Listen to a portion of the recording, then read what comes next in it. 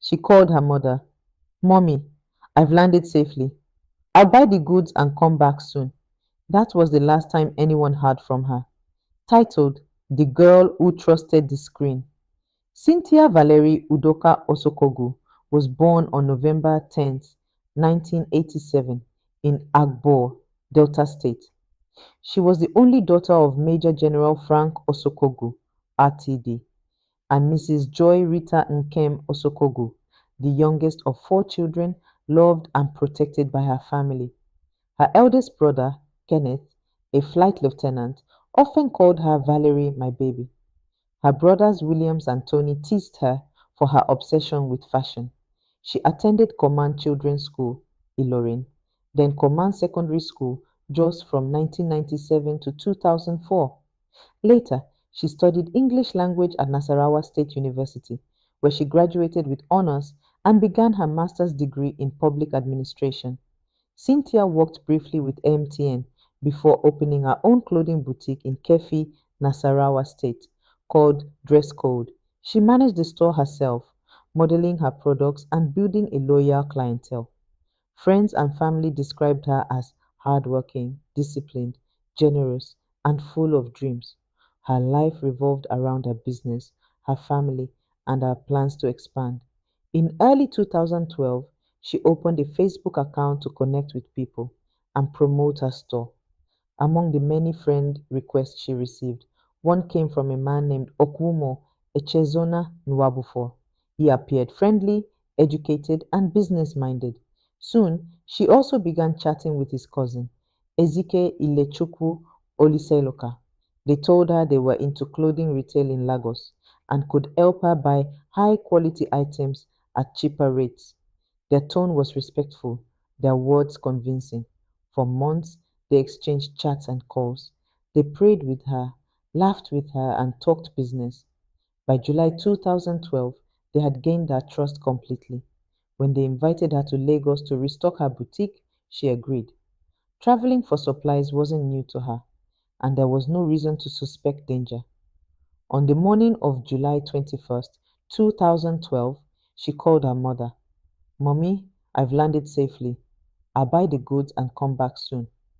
That was the last time anyone heard from her. At Murtala Mohammed International Airport, Lagos, she met the two men. They helped her with her luggage and drove her to Cosmila Hotel inside Lakeview Estate, Festac Town. The hotel receptionist later recalled that they checked in around noon, acting like old friends. Inside the hotel room, they offered Cynthia a bottle of Ribena. She drank it, unaware that it had been laced with Rohypnol, a strong sedative. When the drug didn't take effect quickly, they began beating her and demanding money. She told them she didn't carry cash, only checks.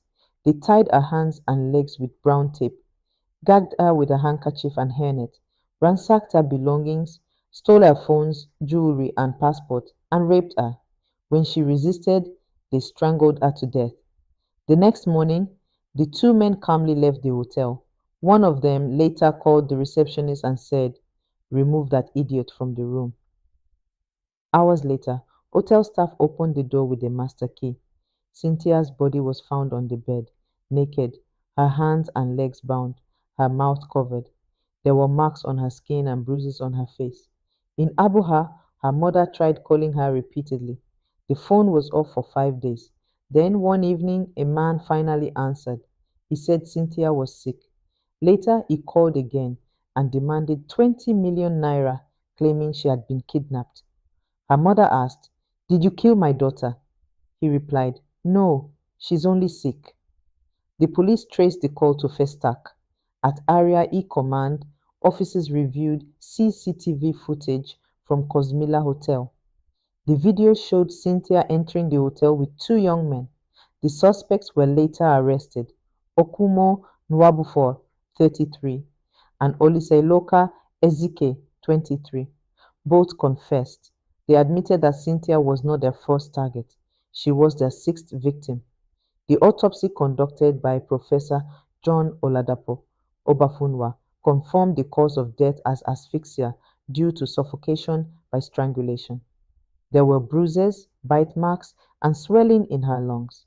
Cynthia's body was taken to her hometown, Boji Boji Owa in Delta State, where she was buried. The trial began on August 27, 2012, at the Yaba Magistrate Court.